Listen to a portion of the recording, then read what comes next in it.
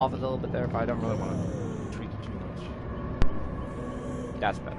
Perfect. So today we're going to be talking about Hex and Obsession perks in Dead by Daylight, because I've had a bunch of people ask me, why do you like Hex and Obsession perks so much? Screen's going to be fucked up for a minute, because I got to do that. There we go. So why do you like Hex and Obsession perks so much? Let's start with Obsession perks, because there are not a lot of Obsession perks. Most of them are Mike Myers. You have Mike Myers, you have Freddy, and you have Spirit. So we'll talk about them because they're simple. So what is an Obsession perk? So what happens is, every game, when you run an Obsession perk, every game is going to have one Obsession. That's the little tendrils that are around your character icon in-game. And basically, there is a buff or a penalty that is applied to that survivor in exchange for a certain caveat. So, let's start off. We're gonna do it how I normally do it. So, Dying Light is the first one. So, this is your Obsession's altruistic action speed is increased by 50%, but when they're killed, every other survivor gets a 25% penalty.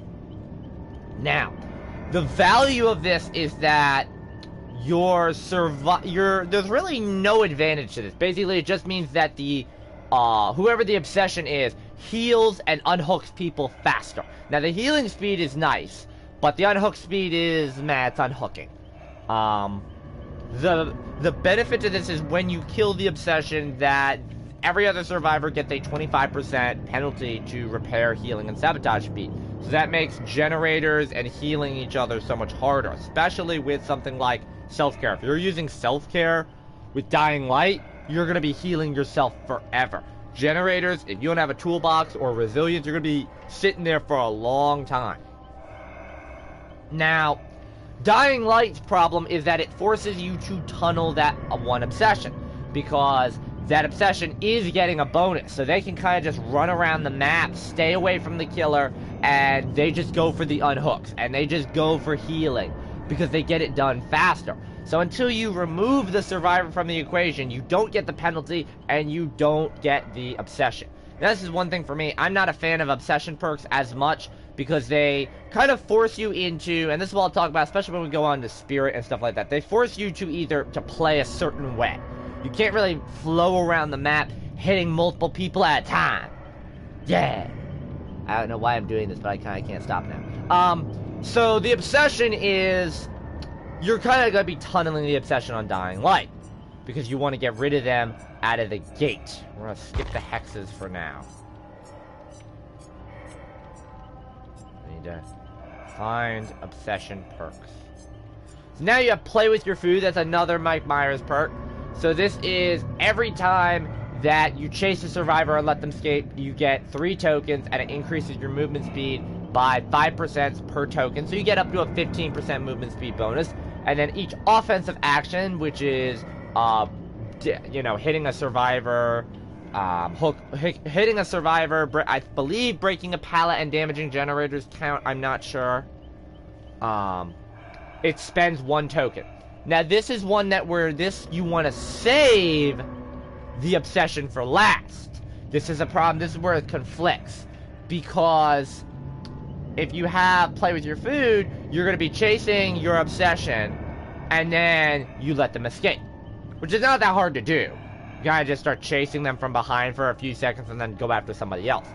And you get that bonus movement speed. The disadvantage is, remember, if let's say you're running Dying Light, you kill the Obsession off the bat. Now the problem is, every time you hit a survivor, you lose those movement speed bonuses until you have none. So the perk to me is kind of useless. It's good for a mobility build, but it's not good for actually like long-term play. We have Rancor and Remember Me. I will actually circle back around to that. Let's do Save the Best for last. This is another one that's like Play With Your Food. It's not very strong if you want to get rid of the Obsession early. This is one predicated around leaving the Obsession for last, obviously. So, for every successful hit that is not dealt to the Obsession, you get a token. You can have up to 8 tokens, and it gets 5% decreased attack cooldown. So that means that for every time you hit a survivor successfully, you decrease the token you decrease your cooldown from a successful hit by 40%. That's with 8 tokens. That's nice. That's great.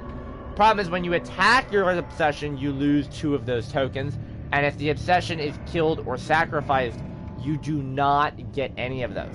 So for this one, you kind of want to benefit from... There's actually 2 things that this benefits from. One is exposed status effects, and the other one is the obsession being last. Now, this works well with other Mike Myers perks. It works well with any killer on Noed. It even works well with Rancor, because as long as they're exposed at one shot... Excuse me. It's early in the morning and I haven't had my coffee yet. You only lose the 2 tokens. So that means that you're only going from 40% to 30%. The downside is if the obsession is last, which is how this is meant to be played, doesn't really matter if you lose the tokens or not, because the tokens really don't affect the obsession. I mean, to be honest, you're attacking the obsession, you're going to lose 2 tokens. You don't benefit from that boost in speed at all, the decreased cooldown attack speed. It's mostly for when you're going after other survivors, so you're like avoiding the obsession. You're chasing the obsession with play with your food to get movement speed, but then you divert and you go after somebody else with save the best for last, but you have to tunnel them with dying light. So it's kind of an interesting give and go. I'm not really a fan of that play style. We're talking about the other 2 obsession perks. Remember Me is a Freddy Krueger, so this is every time you hit your obsession, you increase the opening time of the exit gate by 5 seconds up to a maximum of 30 seconds. Now, the obsession is not affected. Now, this is an interesting one.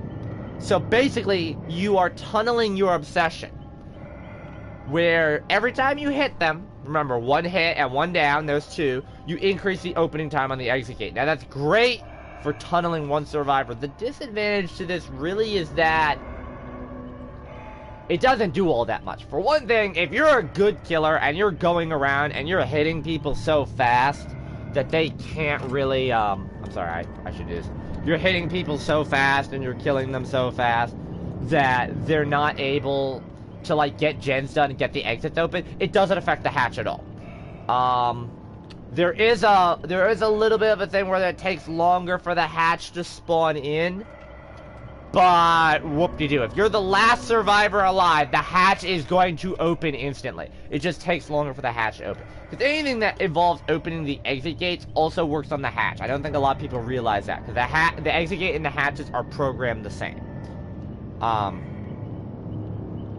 So the hatch is pretty... This is not really useful, but it is an annoyance. Especially if you are gen rushing. If you're gen rushing a lot and it's just the obsession keeps getting hit, and then they break off, and they get healed, and then they run and they get hit. It makes it easier for the killer to basically camp the exit gates.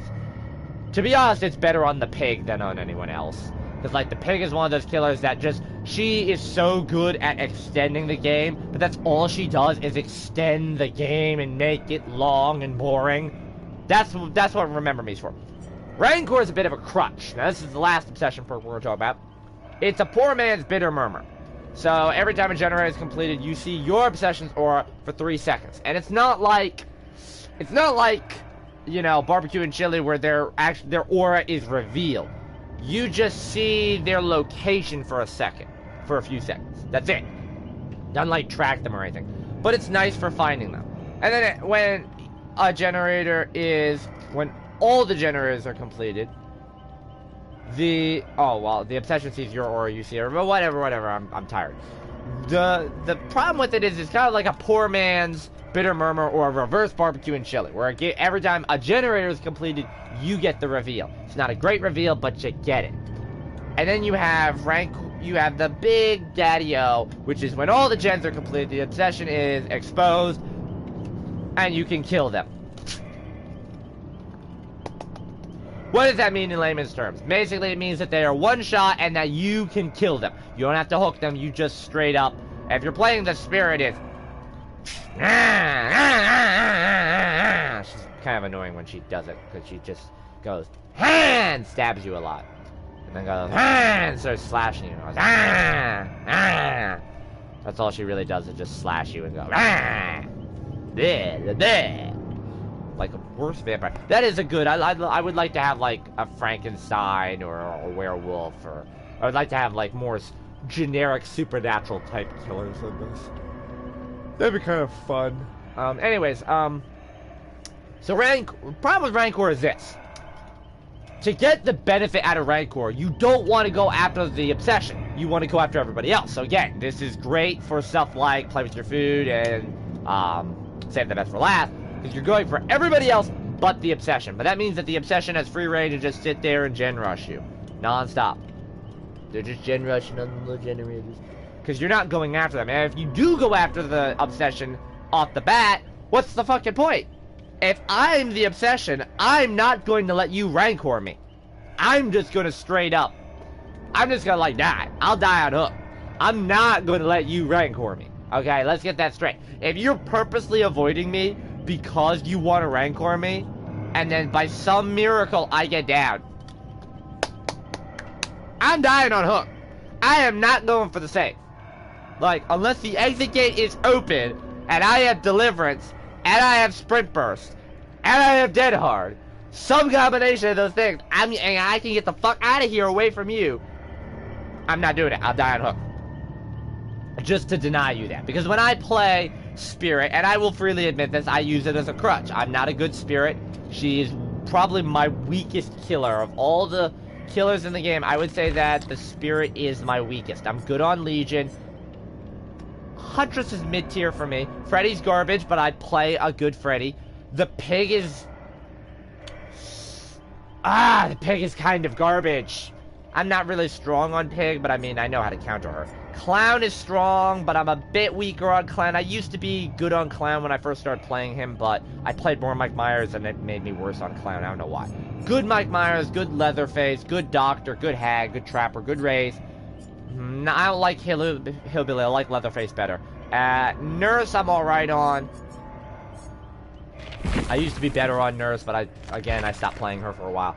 The big thing, though, when you want to look at, Rancor, is it is kind of a crutch. It is basically a way to guarantee one kill. If you're not a good killer, you are guaranteed a kill on Rancor, unless you are completely inept as a Spirit.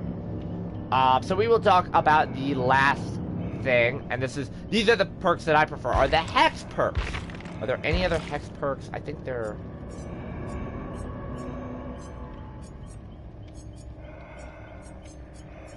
I think they're all over there. Nope. Thrill of the Hunt. So we have one more Hex over here that we'll talk about last then. So the Hex... What is the Hex perk? So, all the little totems that are in the map, they are dull. And you don't get anything but 600 blood points when you cleanse them. But, occasionally, if someone runs a Hex totem, you get a little glowing bonfire underneath that totem that tells you, hey, it's a Hex totem, come cleanse me. So this is where Hex totems come in. There are 7 Hex totems in the game. Now, I love Hex totems. Hex totems' problem is this. So, you see this perk? The Hex effect persists as long as the related Hex totem is standing. The thing is, the perk is only good until the totem is destroyed. Now, the totems always spawn in the same places, based off of the map, because remember, the maps are procedurally generated. But Hex totems are incredibly powerful. The disadvantage is that they are destroyed right away. Now, some hexes are situational. Some hexes rely on the survivor's inability for map knowledge. Good map knowledge can counter hexes. The disadvantage to a Hex totem is this. There's actually 2 ways to counter them. One is to destroy the Hex totem, which removes it. And the other Hex totem, the other way to counter it, is to just simply ignore it and live through it. Because there's a lot of ways where just good game sense does it. Haunted Ground is a tricky one. The killer wants you to cleanse the totem. Huntress Lullaby, just pay attention to your screen. Don't miss a skill check. Noed, don't get hit. That's easier said than done, but you get what I'm saying. Ruin. That can be countered by stakeout, resilience to a certain degree. This is not happening. Good game sense. Third seal? You're fucked on that one, buddy. Sorry. Thrill of the Hunt, again. Don't cleanse totems. Devouring Hope? It's difficult. It's difficult to counter Devouring Hope with good game time. Basically, it's you have to make sure that you are unhooking when the killer is nearby. That's the best thing. You know, these are all totems that, you know, good game sense can kind of counter them in most cases. So that's something. Well, let's talk about them. So let's start with the basic one. The most notable Hex totem is Hex Ruin. All survivors cannot do gens because they have to hit a great skill check. Otherwise, the generator regresses. If they miss it, it alerts them. If they don't miss it, then it results in 5% regression on the generator, and they have to stop what they're doing. Now, you could go out and you can look for the totem. And this is a very common perk that's run. This is the quintessential Hex totem. It is the most powerful Hex in the game. It is the most powerful ability in the game because it slows the game down. It forces the survivors to go about the generator very slowly, or it forces them to go after the totem. And a good killer is going to camp their totem. There are a lot of killers that can camp the totem very effectively. You have the Trapper can trap it, which can be disarmed. Wraith can camp it while invisible, but he risks being gen rushed. Hillbilly can go back with a chainsaw pretty quickly, but Hillbilly's not really good for that. Nurse can blink back, but again, same situation. Leatherface can just camp it and chainsaw anyone that comes near. Clown can just bomb it from long range. Mike Myers and Pig kind of have the same counterplay, using their ambush abilities to kind of like slowly sneak up on you and get you while you're on it. Doctor can just keep it in his terror radius. It keeps shocking, and it reveals anytime someone does it. Hag obviously traps it. Huntress can hatchet you from long range. Freddy can't fucking do anything with Hex Ruin. Legion is kind of similar to the rest of them. Like, he can get to it pretty quickly, but that's it. And then Spirit's the same boat as he is. The real thing with Hex Ruin is that it slows the game down, but it only affects generators. So that means that it's very difficult for the survivors. Once the gens have been completed, Hex Ruin is useless. So if you can get the gens done through Hex Ruin, it's kind of useless. It basically just slows it down so that the killer can find you faster. It's great, it's overpowering, it's wonderful. It is the best killer perk in the game. Most people, if they could run Hex Ruin, they would run Hex Ruin. It's simply a matter of there's no real reason to not run Hex Ruin, but at the same time, you know, there are a lot of builds that don't require Hex Ruin. However, where Hex Ruin gets its value is that when Hex Ruin is in play, a lot of survivors will look for that totem. So that allows a lot of other totems to come into play. And this is where I believe that you should constantly run multiple hexes together. This is where Thrill of the Hunt comes in. This is where Haunted Ground comes in. This is where Huntress Lullaby comes in. These perks are all stronger with Hex Ruin. So running these 4 perks together and all Hex build makes it difficult, because if a totem is removed, you don't know what totem is being removed. And they all buff each other in such a way. So, let's talk about the next one. We will go for the last one, which is Thrill of the Hunt. So, this is just a generic perk. For every Dull and Hex totem remaining on the map, you get 10% more blood points for every token on the map. Now, remember, there are anywhere from 6 to 8 totems on the map.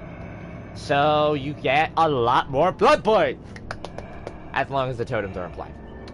And then there is, you reduce cleansing speed by 40%. That's great. Yeah. 40 to 60%, stuff like that. Yeah, boy, up to 80%. And the big benefit is that gives you a notification when someone starts working on a Hex totem. That's the big thing. So, when someone starts working on Hex Ruin, you know. When someone starts working on Devouring Hope, you know. You don't know what totem they're going after, but you know that they're going after one of them. And because Thrill of the Hunt is a Hex totem itself, they could just be destroying the Thrill of the Hunt totem. You don't even fucking know what they're destroying. It's a good way to get information on when a survivor is destroying a totem. So it gives you good counterplay. It does help protect it. The next one that we have is Haunted Ground. This is kind of like the odd man out of the totem family, because you actually want this totem to be destroyed. So there are 2 Hex Totems on the board. When one of them is cleansed, it turns the other one to a Dull Totem, and the one that's cleansed then causes all survivors to be exposed for 60 seconds. Basically, it is a short-term way to one-shot a lot of people. It's a way to very quickly gain momentum in a game. Someone cleanses a totem thinking it's Hex Ruin, it ends up being Haunted Ground. Anybody you hit goes on hook, basically. So, it's a good way to guarantee a clutch situation. It gives you 60 seconds to maximize your killing potential in a short amount of time, and it also makes survivors very wary. Once you've destroyed the totem with Haunted Ground, it makes them very leery to destroy other totems, because a lot of people don't realize that when you destroy Haunted Ground, the other totem goes away, so they think that, oh, every time I destroy a totem, I'm gonna die. That's not how it works. So, if you're one of those people and you watch this, just to let you know, if they destroy the totem on Haunted Ground, it's done. Haunted Ground is now useless, but that is kind of the problem, basically. It's a one-shot perk. It gives you... You're basically bringing in a perk that gives you 60 seconds of use. It's a powerful ability. But you get it for 60 seconds and it's taking up a perk slot. There's when we have a Huntress Lullaby. This is kind of an annoying thing. Not a lot of people really... It's hard to take advantage of this, for one thing. Every time a survivor is hooked, Huntress Lullaby grows in power. So, at 1 to 4 tokens, the skill check warning becomes shorter and shorter and shorter and shorter. The disadvantage is this. If you have a stupid team that is not going for saves, you get no value out of Huntress Lullaby. Plain and simple. Because they just go on hook and they die. Where it becomes useful is altruistic teams. Teams with deliverance. Teams with, you know, slippery meat and luck add-ons. Ways to get off a hook very quickly. Once you have 5 tokens, which means 5 survivors have been hooked, there is no longer a skill check warning. The regression penalty on missing a skill check is not really great. It's the same as Ruin. Basically 5% versus 6%. It's not really... that's not why you play it. It's mostly because they will fuck up skill checks so much. It's a weaker perk because not a lot of times are you going to be able to get the benefit of it. But it's great because of the fact that it forces the survivor to just have their eyes glued to the screen for the skill check. They can't search their surroundings because of the skill check and they're gonna miss it. A lot of survivors have bad skill check awareness. Now remember, I'm a survivor main. I don't play killer a lot. I mean, I'm a good killer. I just don't play it because I find it boring. So, I can talk shit about survivors all I want. I am a stupid survivor. It is a nice ability, but it's harder to get use out of. The next one we're going to talk about the 2 hag ones. The third seal, pretty basic. Whenever you hit a survivor, they're blinded until another survivor gets hit. Now this applies to the 4 survivors hit. They basically cannot see each other. They can't see each other and they can't see the killer. If you are running Dark Sense, if you're running Object of Obsession, if you're running Bond, if you're running Aftercare, fuck you, you can't see anyone. And the funny part is, I think this is important to note, this does not work if when the Hex Totem is removed, if you're still blinded, you stay blinded until other survivors get hit. Until you get hit again. So, this is actually a nice perk because it counters a lot of abilities in the game. A lot of survivor abilities that are based around revealing, whether it's revealing each other or another survivor, giant middle finger to you. Third seal says no, you can't reveal each other. But that's about all it does. It just prevents survivors from seeing each other's auras. It's a strong perk. It can be helpful in the right situations, but believe it or not, if you're playing like a group of, you know, solo survivors, they don't give a shit about each other anyways. Last one is Devouring Hope. I love Devouring Hope. This is sneaky good. So when a survivor is rescued from a hook that is 24 meters away from you, basically a terror radius away from you, you get a token. At 5 tokens, you can mori anybody. At 3 tokens, everyone's one shot. So basically, if you hook somebody and then run away, it works great with barbecue and chili. And it works great with make your choice. You run away. You run away really quickly. You let them get off the hook. Oop, I've got a token. And it works great with barbecue and chili because you get bonus blood points for hooking the survivor the first time. And it works great with make your choice because it applies to the same meter radius, basically. So, they become exposed and one-shot so you can down whoever just got the save and put them on the hook. There's your 2 tokens right there. Because then they get saved while you're away from them. There's your 2 tokens. You wait for the cooldown on make your choice. You can go for it again. It's great because of the ability of how powerful it is. That realistically, 3 unhooks kills everybody at that point. Because at that point, it just sets up a never-ending cycle. The problem is Devouring Hope is probably the one perk, the one Hex totem that gets destroyed the most. If you run a full Hag build, which is Devouring Hope, Ruin, and Third Seal, Devouring Hope is 9 times out of 10 the first one that goes. That's the downside. But if they're stupid enough not to destroy it, it's great. And again, if the problem is if you're running Ruin, it makes it very difficult because they're going to look for the totem. So Devouring Hope goes. But it's very powerful. The last one I want to talk about is Noed. We're going to end on this. Noed is the crutch of all killers. It's a good backup plan, and that's what it is. It is the backup plan.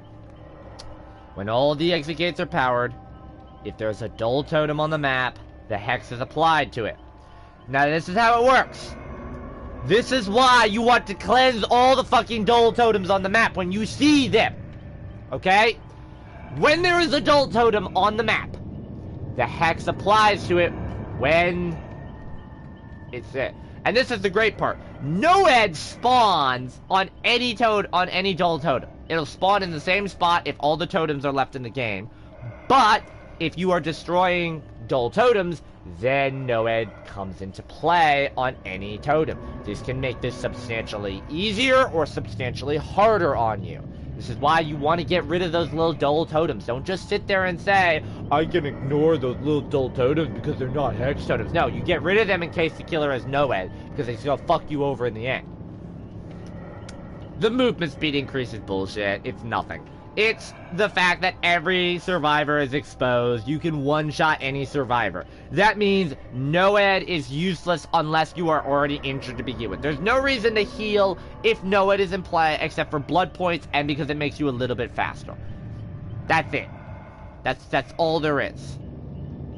You know, there's no real incentive to heal. There's no... Basically, Noed, it makes hooking and unhooking a lot harder for survivors because the killer can just sit there and camp you. Noed is the great equalizer of the game. You get the gens done, I get to murder you. But then again, if it's early in the game and the killer let all 5 gens get done, they're probably not gonna get away from Noed. They're probably gonna be able to escape from you. They're good enough survivors. Noed is great though because it really serves a purpose, and this is why I've had games where, because even I forget that I think it spawns in automatically sometimes. So that's my thing is, that's why I learned my mistakes early on, just start cleansing totems. I cleanse totems no matter what because I want the blood points. But I forget. I'll sit there thinking, oh, I got rid of the Noed. I'm like, wait, it doesn't spawn in yet. I'm a dumbass. But that is what the Hexes do. Now, why do I love Hex totems so much if they're so easy to get rid of? Well, because they're also so powerful. Noed is a backup plan. Most survivors are dumb enough not to cleanse totems, so Noed comes into play, and I can kill everybody. You can make amazing comebacks with Noed. Huntress lullaby, if the survivor's not paying attention to the screen, it penalizes them. It's a free reveal for me. Haunted ground, it's a bit weaker, limited duration, but it gives me a short window of time to kill everybody. Devouring Hope, another really strong one, but it's easy to get rid of. Ruin, best perk in the game, bar none. Third Seal. Third Seal is fantastic, but it's situational. Thrill of the Hunt. It's great because it gives you the notification, but it really only works with other Hex totems, like Noed. And then if you look at your Obsession perks, a lot of your Obsession perks are focused around tunneling or saving the survivor for last. So that's why I prefer the Hex totems over the Obsession ones. That's an overview on what they do so that everyone knows, because a lot of people have been telling me Hex totems are weak, you should never run Hex totems. I had somebody tell me that Hex Ruin is the worst perk in the game because all it encourages the survivors to do is run around and find the Hex totem. Yeah, that's the point. They're not on gens. They're not unhooking. They're not healing. They're only looking for the totem. Alright, we're gonna end it here. Good luck. Peace out.